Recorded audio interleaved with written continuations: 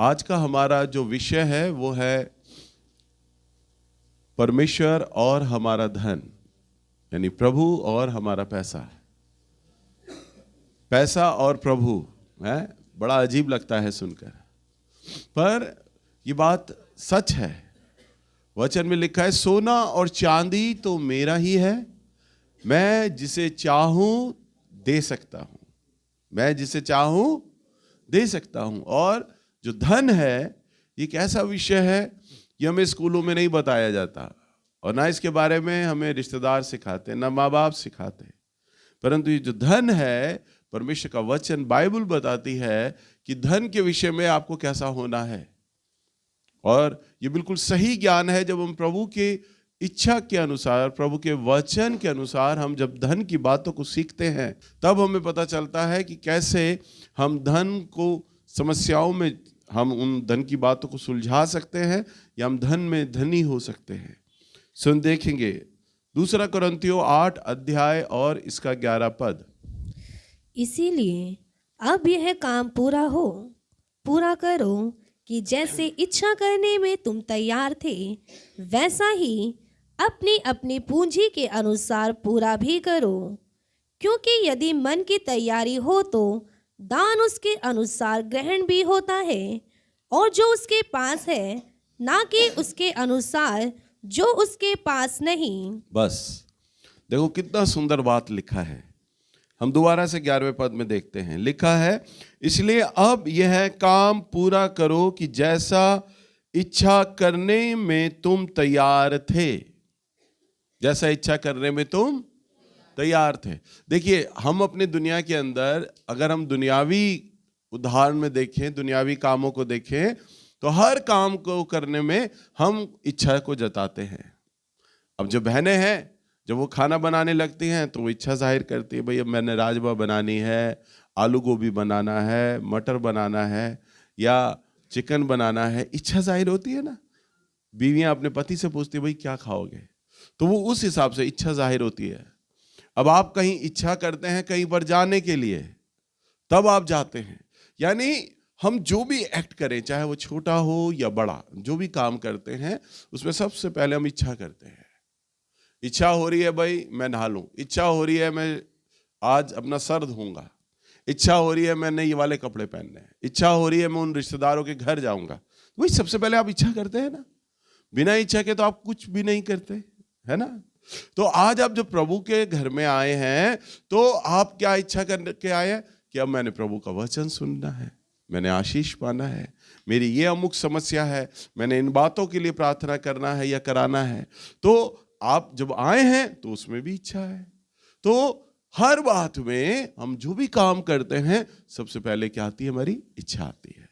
तो कहता है पौलुस कि इसलिए जब ये काम करो जैसा इच्छा करने में तुम तैयार थे, वैसे ही अपनी पूंजी के अनुसार भी करो। यानी जो तुम्हारे पास पैसा है उसमें भी तुम अपनी इच्छा को शामिल करो। केवल दुनियावी कामों में नहीं कि आज हम घर का ये राशन भरा लें, आज हम ये सामान कर लें, आज हम अपने घर की छत बना लें ना। जैसे तुम दुनियावी कामों में अपना पैसा इच्छा अनुसार खर्च करते हो ना, प्रभु का वचन कहता है वैसे ही परमेश्वर के राज्य में भी, ये बहुत गहरी बात है, वैसे ही परमेश्वर के राज्य में भी आप अपनी इच्छा को जाहिर करें। हालेलुया। अगर मैं आपसे एक छोटा सा सवाल करूं तो आप पूछूंगा नहीं, बस आप लोगों से सवाल करूंगा, आप अपने मन का अवलोकन करो, जांचो। कितने लोग हैं जब आप यहां प्रभु के घर में आज आप आए, कितने लोग हैं आपको पता है। अब वचन होगा, वचन के बाद आखिर में भेंट होता है, पता है ना आपको, तो आपको पता है भेंट होगा। तो कितने लोग हैं जो ये इच्छा करके आए हैं कि आज मैं प्रभु को इतना दूंगा, है भाई एक भाई। कितने लोग हैं जो ये इच्छा करके आए कि जब भेंट होगा तो मैंने प्रभु के राज्य में इतना बोना है, इतना देना है। इतने सारे लोगों में, चल 2 भाई हो गए बस, इतने सारे लोगों में केवल 2 भाई हैं जो ये प्लान करके आए हैं, ये प्रिपरेशन करके आए हैं, तैयारी के साथ आए हैं, इच्छा करके आए हैं, हमने प्रभु के राज्य में इतना देना है। अब आप विचार करें, जब आप शॉपिंग करने जाते हैं तो इच्छा के साथ जाते हैं ना। जो बहनें जाती हैं, भाई मुझे वो फलानी साड़ी चाहिए, उस तरह की, वो वाली डिज़ाइन वाली, और जब तक वो वाली डिज़ाइन या वो कपड़े की साड़ी ना मिले आप मार्केट को खोजते रहते हो, है ना। भाई लोग भी ऐसे ही करते हैं। घर का जब सामान लाने जाते हैं तो पहले इच्छा होती है, पहले प्लान होता है, ये चीज़ इतनी बड़ी लेनी है, इस साइज में लेनी है, इतने दामों तक का लेना है, इतनी क्वालिटी में लेना है। पर आप जब प्रभु के भवन में आते हैं और प्रभु के राज्य के लिए जब बोने की बारी आती है, वहां आपकी इच्छा नहीं है। वहां तो ये होता, अरे जो सामने आएगा, जो होगा डाल देंगे। और क्या डालेंगे? जो सबसे कम होगा वो डालेंगे। सबसे कम अगर हमारी जेब में 10 का नोट होगा तो वो डालेंगे, और अगर 10 के नोट की जगह अगर 5 का सिक्का भी निकल आया तो वो भी डाल देंगे, और अगर 5 का सिक्का नहीं हुआ, 2 का सिक्का हुआ तो वो डाल देंगे। अरे जो कुछ भी होगा ना वो डाल देंगे, जो कुछ। प्रभु भी कहेगा फिर तो मैं भी जो कुछ होगा वो मैं अपने हिसाब से दूंगा तुम्हें। हालेलुया। वचन कहता है जब मन की तैयारी ना हो वैसे ही अपनी पूंजी के अनुसार करो। 12 पद, क्योंकि यदि मन की तैयारी हो तो यानी कंडीशन, भाई तुम ये काम करोगे तो तुम्हें दिया ये जाएगा। तो भाई तुम ये अगर काम कर दोगे तो तुम्हें ये इनाम मिलेगा। तो आता है ना, तो दोनों वाक्यों के बीच में, तुम ये करोगे तो तुम्हें दिया जाएगा, यानी तो कंडीशन है। तो वचन क्या कहता है? यदि मन की तैयारी हो तो, अगर मन की तैयारी है आपकी, प्रभु का वचन कहता है, तो दान उसके अनुसार ग्रहण भी होता है। हालेलुया। यानी अब जितने आप लोग दान दोगे ना, आप चाहे डालो या ना डालो, ये तो सेवा मेरे प्रभु की है और मेरा प्रभु मुझे खिलाना जानता है, ये मेरा प्रभु मेरे चर्च को चलाना जानता है। आप बेशक डालो या ना डालो। कोविड के टाइम में 8 महीने चर्च नहीं लगा था, परंतु परमेश्वर ने सारी जरूरतों को पूरा किया था। हालेलुया। तब अब आप विचार करो, आप डालो या ना डालो, परंतु अगर आप बिना इच्छा के डाल रहे हो ना, तो आपका दान ग्रहण ही नहीं है, कंडम। चाहे आपने 20 का नोट डाला था, 10 का डाला था, 100 का डाला, 5 का सिक्का डाला, आपके मन के अनुसार आपने जितना डाला था ना, बिना इच्छा के आपने डाला और अब तक डालते आ रहे हो, आपका ग्रहण ही नहीं हुआ। इसलिए तो परमेश्वर चाहकर भी आपको धन में आशीष नहीं दे पा रहे हैं। समझ पा रहे हैं आप लोग? आप लोग धन की समस्याओं में इसलिए बने हुए हैं क्योंकि वचन में यह लिखा है, क्योंकि यदि मन की तैयारी हो तो दान उसके अनुसार ग्रहण भी होता है। अब हम इसका उल्टा कर लें, अगर मन की तैयारी नहीं है तो दान भी ग्रहण नहीं होगा। हालेलुया। और क्या लिखा है? जो उसके पास है, ना कि उसके अनुसार जो उसके पास नहीं है। अब कई लोगों से मैं जो पूछता हूं, भाई आप अपनी आमदनी का दशमांश देते हो? तो सामने वाला बेचारा मुंह लटका कर कहता, भैया मन तो है देने का पर दे नहीं पाते हम। मैं पूछता हूं क्यों नहीं दे पाते? वो कहता, भैया जी 10,000 रुपये तनख्वाह है, कमेटी देनी होती है, किराया देना होता है, बिजली का खर्च, बच्चों की फीस, बचता ही नहीं। उल्टा हर महीने 3-4 हज़ार रुपये तो हमें बाहर से कर्जा लेना पड़ता है, बट टोपी घुमानी पड़ती है पैसों की और कर्जा लेना पड़ता है, तब जाकर कहीं घर का खर्चा चल पाता है।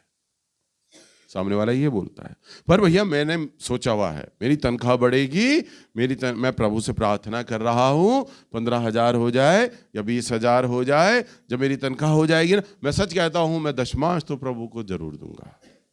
सामने वाला पूरा गारंटी के साथ कहता है। अब आप क्या कहते हो? ये तर्क उचित है या नहीं? बताओ भाई, आप भी तो इस दौर से गुजर रहे हो। ये तर्क उचित है? ये बात ठीक है या नहीं? क्यों नहीं ठीक है? भाई अगले के पास बच ही नहीं रहा। आप भी तो हो सकते हो वो भाई व्यक्ति। बच ही नहीं रहा तो पैसा कहां से डालेंगे? पैसा कहां से देंगे? प्रभु को देंगे कहां से? मन है देने का, नहीं दे पा रहे, मजबूरी है, खर्चे इतने हैं, क्या करें, बाहर से कर्जा लेना पड़ रहा है। परंतु प्रभु का वचन देखो क्या कहता है। तभी तो मैं आपको कहता हूं वचन को आप पढ़िए, तब वचन है ना सारी बातों को साफ कर देता है क्या लिखा है 12वें पद में? क्योंकि यदि मन की तैयारी हो तो दान उसके अनुसार ग्रहण भी होता है। ध्यान दो अब जरा क्या कहता हूं। जो उसके पास है, जो उसके पास है, ना कि उसके अनुसार जो उसके पास नहीं है। जो उसके पास है, दान ग्रहण होने की दो कंडीशन है। पहला, तीव्र इच्छा प्रभु को देने का। दूसरा, जो उसके पास है। यानी अगर 10,000 रुपये तनख्वाह है तो प्रभु 10,000 तनख्वाह के अनुसार ही ग्रहण करेगा। आप चाहे कितना ही प्लान बनाते रहो, कितनी कसमें खाते रहो, जी 20,000 तनख्वाह होगी तब मैं दशमांश दूंगा, तो प्रभु आपके मन की उस तैयारी को नहीं देखता। प्रभु तो कहता है जो अब इस समय है तेरे पास, मुझे तो वो चाहिए, मुझे तो वो चाहिए जो आपके पास है।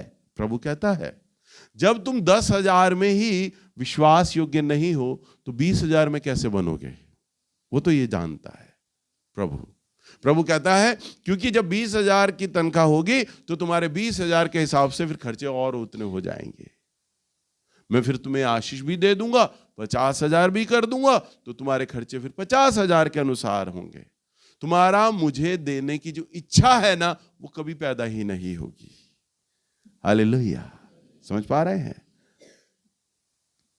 भाई? अचानक अगर हमारे बच्चे को डेंगू बुखार हो जाए, एक मच्छर काट के चला जाए, तो डॉक्टर के पास जाते हैं। डॉक्टर भी 100-200 रुपये अपनी फीस रखता है और 800-1000 की वो भी दवाइयाँ लिख देता है। गए ना 1,000 एक ही झटके में। उसके बाद फिर वो कहेगा भाई ब्लड रिपोर्ट लाओ, ये एक्सरे लाओ, और दुनिया भर के चेक कराएगा और वो कहेगा कि भाई आजकल बुखार ऐसे ही चल रहे हैं, आप 4-5 टेस्ट कराओ। 4-5 टेस्ट कराओगे, 2-3 हज़ार उसमें ठंडे हो जाएंगे। फिर वो और दवाइयाँ मिनरल लिखेगा, फिर आप लोगे, और एक ही हफ्ते 10 दिन में 4-5 हज़ार के नीचे आ गए। क्यों? आप तो 10,000 कमा रहे हैं। 10,000 कमाने में आप बेटे के लिए बोलिए नहीं मैं तो पैसा इलाज कर ही नहीं सकता अपने बच्चे का, क्योंकि 10,000 कमा रहा हूं, कहां से इलाज कराऊं, कहां से डॉक्टर के पास ले जाऊं, कहां से दवाइयां कराऊं। आप क्यों तब ऐसा नहीं बोलते? जब प्रभु की बारी आती है हम सारे एक्सक्यूजेस हम प्रभु के लिए लगा देते हैं। हम सारी अपने बहाने, सारी अपनी माफियां हम प्रभु के काम में लगा देते हैं, परंतु जब बच्चा बीमार होता है फटाफट खर्चा निकाल लेते हैं। अचानक रिश्तेदार आ जाए, उनका फोन आ जाए, हाँ जी हम आ रहे हैं, छोटी साली आ जाए तो मीट वीट का खर्चा, ये सारे खर्चे, लेने देने का, मिठाई का खर्चा, मेरठ की मिठाई, ये सारे खर्चे निकल आएंगे। तब तो क्यों 10,000 कमा रहे थे, रिश्तेदारों का लेने देने का खर्चा कहां से निकल आया? हालेलुया। समझ पा रहे हैं? प्रभु के लिए सारी बातें तब क्यों आ जाती हैं? प्रभु के लिए बहाने क्यों आ जाते हैं? हमारे पास खर्चा नहीं है, हमारे पास दे नहीं सकते, तब क्यों आ जाती हैं बातें? यही तो परमेश्वर आपके मन की तैयारी को देखता है। तुम्हारा तो मन ही मुझे नहीं है देने का, मन ही नहीं है। तुम्हारी साली घर पे आ गई, तुमने लेने देने में उसे कपड़े दे दिए, मिठाइयाँ दे दी, पैसा दे दिया, खाना खिला दिया। दामाद घर पे आ गया, उसके आदर सत्कार पे तुमने दुनिया भर का पैसा खर्च कर दिया। मेहमान आया जी आज, तो दुनिया भर का पैसा खर्च कर दिया, परंतु प्रभु कहता है तुम्हारी मन की तैयारी ही मुझे देने को नहीं है। जो तुम्हारे पास है उसके अनुसार मुझे दो। क्या कहता है? जो तुम्हारे पास है उसके अनुसार मुझे दो। हम एक बहुत अच्छे उदाहरण को देखते हैं, निकालिए उत्पत्ति की किताब पुराने नियम में से, इसका 4 अध्याय और इसका 1 पद। जब आदम अपनी पत्नी हव्वा के पास गया तब उसने गर्भवती होकर कैन को जन्म दिया और कहा मैंने यहोवा की सहायता से एक पुरुष पाया है। फिर उसने उसके भाई हाबिल को भी जन्म दिया। हाबिल भेड़ बकरियों का चरवाहा बन गया, परंतु कैन भूमि पर खेती करने वाला किसान बना। कुछ दिनों के पश्चात कैन यहोवा के पास भूमि की उपज में से कुछ भेंट ले आया, और हाबिल भी अपनी भेड़ बकरियों के कई एक पहलोठ बेटे भेड़ चढ़ाने ले आया और उनकी चर्बी भेंट चढ़ाई। तब यहोवा ने हाबिल और उसकी भेंट को तो ग्रहण किया, परंतु कैन और उसकी भेंट को ग्रहण ना किया। तब कैन अति क्रोधित हुआ और उसके मुंह पर उदासी छा गई। तब यहोवा ने कैन से कहा, तू क्रोधित क्यों हुआ और तेरे मुंह पर उदासी क्यों छा गई है? यदि तू भला करे तो क्या तेरी भेंट ग्रहण ना की जाएगी? और यदि तू भला ना करे तो पाप द्वार पर छिपा रहता है और उसकी लालसा तेरी ओर होगी और तुझे उस पर प्रभुता करनी है। बस यहां पर हम देखते हैं आदम हव्वा है। आदम हव्वा के दो बेटे होते हैं, पहला कैन और दूसरा हाबिल। और यहां पर हम देखते हैं जो कैन है वो खेती का किसान करता है, किसान है, खेती करता है। और जो हाबिल है उसका छोटा भाई वो भी किसान है, परंतु वो जानवरों का किसान है, भेड़ बकरियां पालता है। अब ध्यान दो, ये बात जब मैं पढ़ा करता था कि एक भाई की तो भेंट को प्रभु ने ग्रहण किया, परंतु दूसरे भाई की जो भेंट है उसे ग्रहण नहीं किया। अब हम देखते हैं जो कैन है, जो बड़ा भाई है, जो किसान है, उसकी भेंट को तो प्रभु ने ग्रहण नहीं किया, परंतु छोटा भाई हाबिल जो भेड़ को लाया है उसकी भेंट को प्रभु ने ग्रहण कर लिया। और हम देखते हैं ये ऐसा क्यों हुआ। हम देखते हैं कि आदम हुआ जब है वो भी प्रभु के लिए भेंट को चढ़ा रहे हैं। ध्यान दो, इधर वेदी लगाते हैं और वो भी या भेड़ या कोई अनाज चट्टान पर रखते हैं और प्रभु से प्रार्थना करते हैं, प्रभु ये हम आपको समर्पित करते हैं। स्वर्ग से आग उतरती और उसे भस्म कर देती। बच्चे देखते दोनों, अरे हमारे माँ बाप प्रभु को भेंट देते हैं, हमें भी देनी चाहिए, देखा करते। और वो देखते अब हम भी देंगे।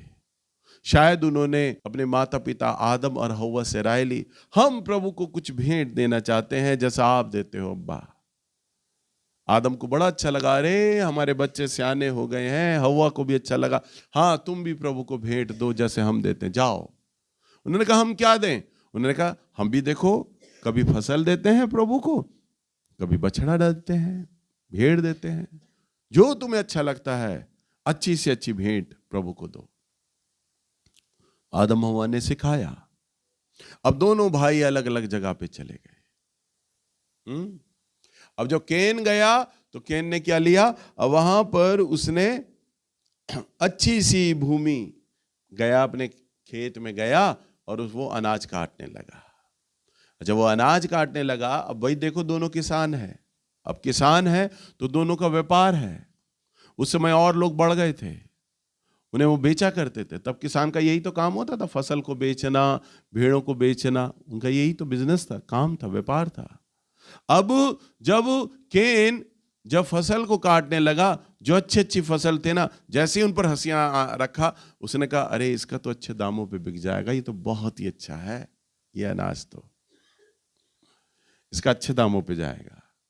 उसने कहा प्रभु को तो देना है, प्रभु कौन सा सामने है हमारे, प्रभु वो तो आत्मा है, वो तो जो मर्जी ले लेगा। तो ऐसा करता हूं, जो थोड़ी खराब सी बालें हो गई है ना, हल्का हल्का अनाज जो ज्यादा जल गया है धूप में, जिसका ठीक से दाम भी नहीं मिलेगा, या हल्का हल्का सा जहां जहां थोड़ा थोड़ा काला है, वो मैं हिस्सा प्रभु को दे देता हूं। और उसने वो बालें काटी, अनाज छांटा और डेरी बनाई और तैयार हो गया, मुझे प्रभु को देना है, मुझे प्रभु को देना है। उसने विचार किया। और छोटा वाला जो भाई है हाबिल गया और उसने अपनी भेड़ों में से देखा कौन सी भेड़ अच्छी है, कौन सी भेड़ अच्छी है। उसने सारी भेड़ें देखी, ये पतली है, ये नहीं, ये अच्छी मोटी, ये नहीं, सबसे अच्छी मोटी कौन है, सबसे सुंदर जो मेरे सबसे दामों पे जब जाएगी, सबसे महंगा। किसी को भी मैं बुलाऊंगा ना अपनी भेड़शाला में, तो जो भी कोई आदमी मेरे जानवर को जब देखेगा तो कैसे देखेगा। तब वो एक मालिक की हैसियत से अपनी भेड़ों को नहीं देखता है, एक ग्राहक की हैसियत से देखता है। अगर मुझे खरीदने के लिए कोई भेड़ बोले तो मैं कैसे चेक करूंगा। उसने उस भेड़ को उठाए, कान चेक करी, आंख चेक करी, पैर चेक करे, दूध देगी या नहीं देगी, ये चेक किया, हेल्दी है या नहीं, मोटी ताज़ी है या नहीं, सारी चीज़ें चेक कर, हाँ इसका दाम सबसे अच्छा होगा, सबसे महंगी यही बिकेगी और यही तो मैं अपने प्रभु को दूंगा।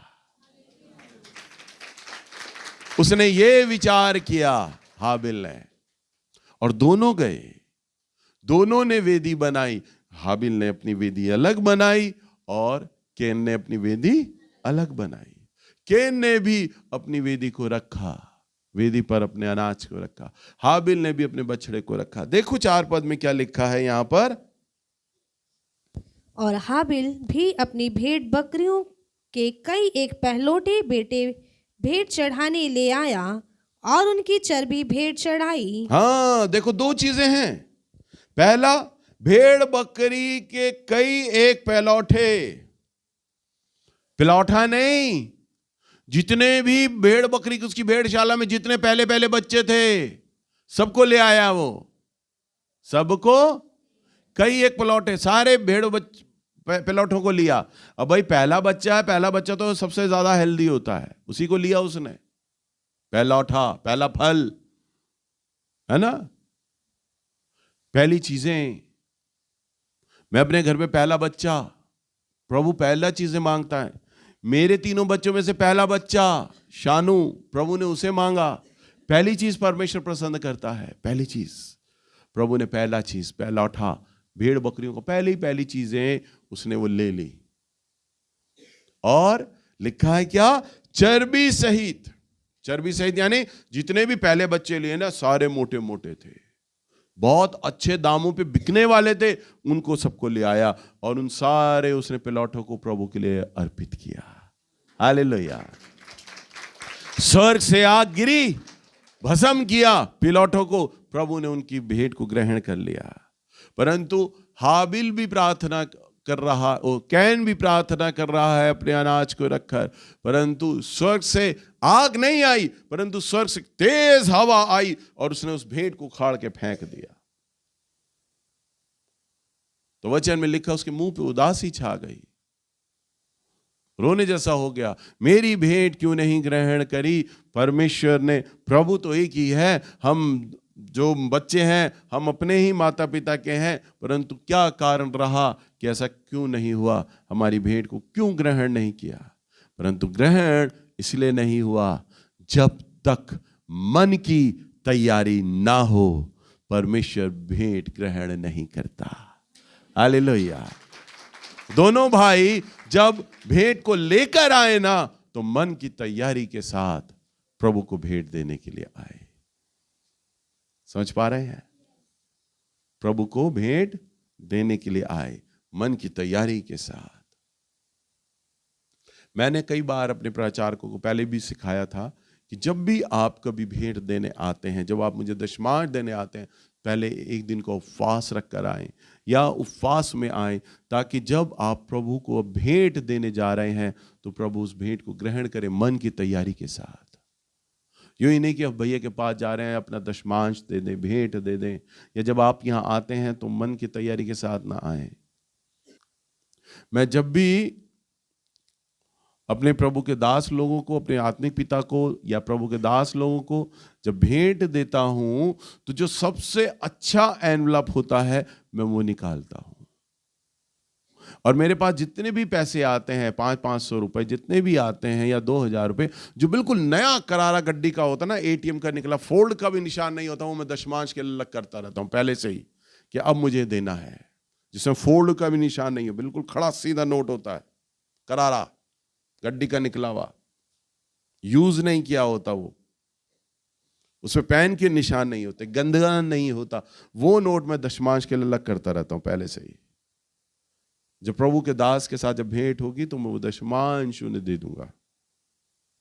और यही बात मैंने अपने बेटे को भी सिखाई है, वो भी ऐसे ही नोटों को पसंद करता है दशमांश देते वक्त, भेंट देते वक्त। ऐसे ही नहीं, कोई भी नोट डाल के निकाल के रख देना। और नोटों को जब दिया जाता है तो बिल्कुल किनारे किनारे, एक ही तरफ महात्मा गांधी जी आ रहे हैं, एक ही तरफ आ रहे हैं, ये नहीं एक तरफ ये नोट, एक तरफ ये नोट, एक तरफ ये नोट, एक तरफ ये नोट। कई लोग मुझे दशमांश देते हैं, एक 200 का नोट लगाया फिर 10 का लगा दिया, फिर 500 का लगा दिया, फिर 10 का लगाया, फिर 20 का लगा दिया, आगे पीछे नोट करके, और नोट कोई गला गला सा ना। मन की तैयारी, आप प्रभु को देने जा रहे हैं, अपने पादरी को देने नहीं जा रहे, अपने दीदी भैया को देने नहीं जा रहे, आप प्रभु को देने जा रहे हैं। हाबिल और केन के समान हो जाएंगे आप, अगर आपने मन की तैयारी के साथ परमेश्वर को भेंट नहीं दिया तो। ध्यान रखिएगा, भेंटें तो दी जाएंगी, परंतु वो भेंट प्रभु ग्रहण नहीं कर पाएगा। मन की तैयारी सबसे पहले है जरूरी।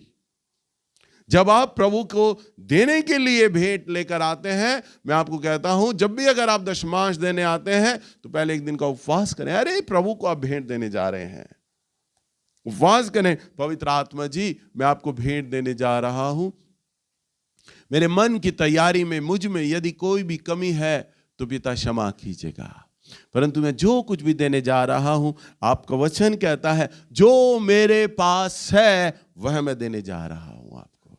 जो मेरे पास है नहीं उसके अनुसार नहीं, परंतु जो मेरे पास है, जो आपने मुझे दिया है ना, उसके अनुसार मैं आपको देने जा रहा हूं। हालेलुया। और तब भेंट देने से पहले आपके पास एक ऐसा मौका होगा जहां आप अपने आप को ठीक कर सकते हैं। समझ पा रहे हैं? यह नहीं कि लिफाफे में पैसे डाले और चले गए देने के लिए ना, आपके पास एक मौका होगा। जब भाई बहन जब तैयार हो जाते हैं और जब घर से बाहर निकलने लगते हैं, बिल्कुल जब रेडी हो जाते हो आप, बिल्कुल रेडी जाने के लिए, और भाई लोग भी जब रेडी हो जाते हैं तो शीशे में एक बार, लास्ट बार तो देखते हो ना, हाँ ठीक है या नहीं? काजल वाजल लिपस्टिक वगैरह ठीक लगी है या नहीं? भाई लोग भी देखते, बाल वाल ठीक है। अरे मुझे ही देख लो, मैं पादरी आदमी, जो ऊपर आया तो सबसे पहले शीशे में गया हूं मैं। मुझे पानी वानी मैंने पी लिया, पानी वानी पीने के बाद लास्ट मेरा जो होता है ना, सीढ़ी चढ़ने से पहले मैं शीशे पे जाता हूं, देखिए हाँ ठीक लग रहा हो या नहीं। भाई वीडियो है सामने, वीडियो बन रहा है, यूट्यूब में जाएगा, भाई बाल वाल चेहरा वहरा बिल्कुल ओके होना चाहिए। बाइक पे आया, बाल सारे खराब हो गए, पहला फाइनल, हाँ ये अब अपने आप को करेक्ट किया। तब भेंट देने से पहले उपवास आपको करेक्ट कर देगा, आपका मेकअप कर देगा। समझ पा रहे हैं? आप जहां गलत हैं, पवित्र आत्मा आपको करेक्ट कर देगा, ठीक कर देगा, क्योंकि भेंट डाल दिया, उसके बाद करेक्शन कराई तो क्या कराई? समझ पा रहे हैं? राजाओं के राजा को जब देने जा रहे हैं तो उपवास में आ जाइए, प्रभु मुझसे कोई गलती तो नहीं हो रही है, पवित्र आत्मा विचारों में आइए, बताइए। तब परमेश्वर का आत्मा आपको विचार देगा, मेरा बेटा इस भेंट को इस प्रकार से देना होगा। जब आप उपवास में रहेंगे, जब आप प्रार्थना करेंगे, क्योंकि आप मन की तैयारी करें, हे पवित्र आत्मा मैं चाहता हूं मेरा मन तैयार हो जाए आपको देने के लिए, कुड़कुड़ा के नहीं, जलन के नहीं, दबाव में भी नहीं, परमेश्वर मैं आपके मन के अनुसार आपको दे सकूं। हालेलुया। आज ये आप अपने आप से वाचा बांधे, ये संकल्प करें कि मैं जब भी अब प्रभु को अर्पण किया करूंगा ना, तो मन की तैयारी के साथ दूंगा। और मैं आपको कहता हूं, अगर आपने मन की तैयारी के साथ भेंट दे दिया ना, जिस दिन दे दिया, आपका फाइनेंस बड़ी तेजी के साथ बदलता चला जाएगा, बदलता चला जाएगा। आप अपने परिवार में परमेश्वर का चमत्कार देखोगे, आश्चर्य कर्म देखोगे, आपको ये गवाही होगी बताने के लिए, फलाने दिन भैया जी बता रहे थे, हमने वचन को विश्वास किया और उस पर चले, और हमने मन की तैयारी के साथ भेंट देने से पहले हमने उपवास किया, और अपने आप को जब हमने पवित्र आत्मा के सामने खड़ा पाया, हम पवित्र आत्मा ने कहा बिल्कुल ठीक है, ओके है तू, अब दे दे तू मुझे। और जब मैंने दिया तो प्रभु ने उसे ग्रहण किया, और जो ग्रहण किया, जब परमेश्वर ग्रहण करेंगे, ये हो नहीं सकता कि आपके जीवन में चमत्कार ना हो नहीं सकता, मैं मान ही नहीं सकता। बदल देगा मेरा परमेश्वर आपके जीवन को, और आप करके देखिए, प्रभु के साथ आपका टूटा हुआ संबंध बनने लग जाएगा। भेंट देने के चलते, भेंट देने के चलते आपका प्रार्थना का जीवन नहीं है, उपवास का जीवन नहीं है, वचन समझ नहीं आता, भेंट देने के बाद अगर प्रभु के मन अनुसार आप भेंट दोगे ना, आपका प्रार्थना का जीवन में रात दिन एकदम बदलाव आएगा, बदल जाएगा आपका प्रार्थना का जीवन। परमेश्वर को आप महसूस करने लग जाएंगे, अपने निकट महसूस करने लग जाएंगे। आत्मिक जीवन में एक बदलाव आएगा। और जब आत्मिक जीवन में बदलाव जब आता है ना, जब स्वर्ग में बदलाव आता है तो पृथ्वी पर अपने आप आ जाता है। हालेलुया। तमाम चीजें अपने आप आपकी बदलती चली जाएंगी। आप करके देखिए, आजमा के देखिए, आपके पास गवाहियां होंगी। वास्तव में जब हमने प्रभु को मन की तैयारी के साथ दिया ना, मेरा जीवन बदल गया है।